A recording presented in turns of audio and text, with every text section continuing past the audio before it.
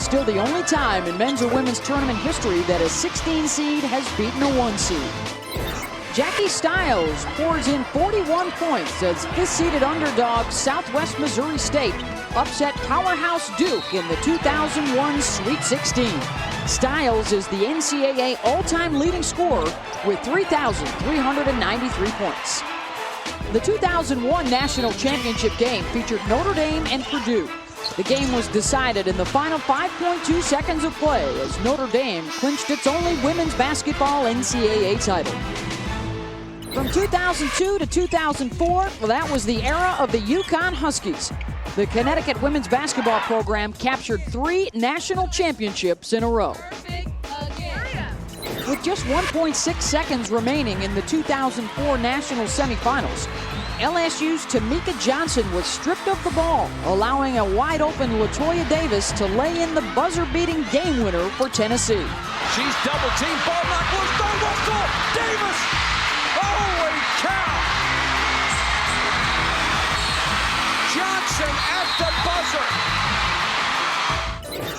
Trailing by a daunting 16 points in the last 16 minutes of the 2005 national semifinal game, Michigan State battled back to upset Tennessee 68-64, tying the biggest comeback in Final Four history. Follow, and Masicki can't hit it. Rohr gets the ball to Bowen. Ahead to Lucas Perry.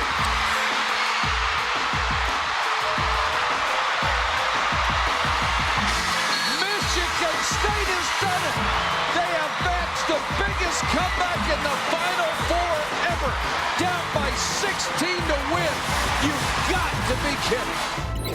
In 2006, the Maryland Terrapins won their first NCAA national title, coming back from a 13-point deficit to force overtime and eventually beat Duke 78-75. Freshman Christy Tolliver hit a three-pointer to send the game into overtime. Tolliver looking for screen. She fires. Got it! Foley under 3. Foley has to force it. No!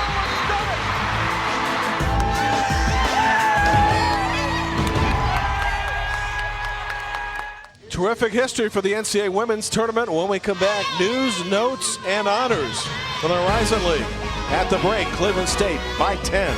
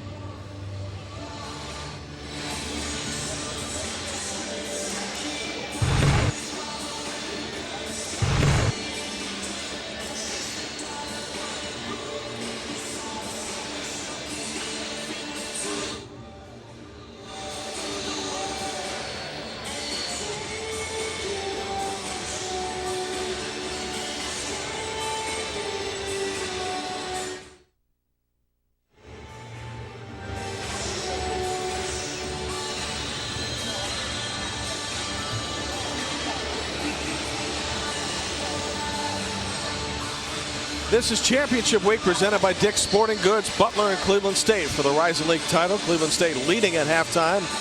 Time for the league news and notes. Plenty going on, as you might imagine. The big shocker came Friday night on its very floor when Cleveland State beat Green Bay in overtime.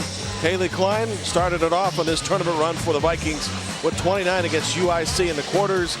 And the bigger question might be room for two in the Rising League champion plus Green Bay. Let's get into that discussion. Jim Barber back with Renee Montgomery, who started UConn. Is the Rising League in position to have two in the NCAA tournament? I think so. Green Bay was ranked earlier in the year. I mean, they've won a lot of games. They had a tough loss against Cleveland State, but I think Green Bay is deserving to be in the tournament.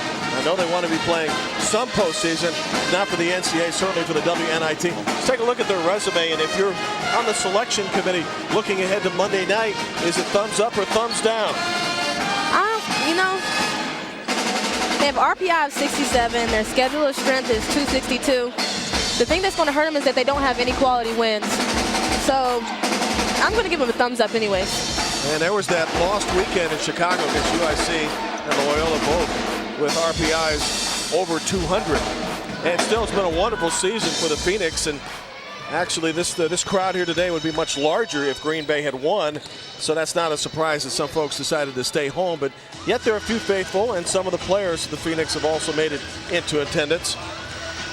And that's not surprising. The Horizon League Player of the Year is in our game today. Her name is Melanie Thornton, who stars for the Butler Bulldogs, averaging 15 points and 8 rebounds per game, a couple of steals as well. Mel's an all-around player, and when she gets a deep catch, she's pretty hard to stop in the lane. She is, and I think she makes her presence felt all the time. I think that's why she doesn't have bigger numbers than a player like Kailey Klein, but she makes her presence felt on the defensive end and the offensive end. Individual awards, Newcomer of the Year from Detroit. Ms. Shayok and her team beaten the other night by Butler. The Defensive Player of the Year also is Mel Thornton. And the Coach of the Year from Detroit is Autumn. Well-deserved honors as the Titans were able to make it to the semifinals of the Rising League tournament. And in fact, at one point, Detroit, Butler, and Green Bay were running 1, 2, and 3 for the regular season title. Highlights of the first half upon our return.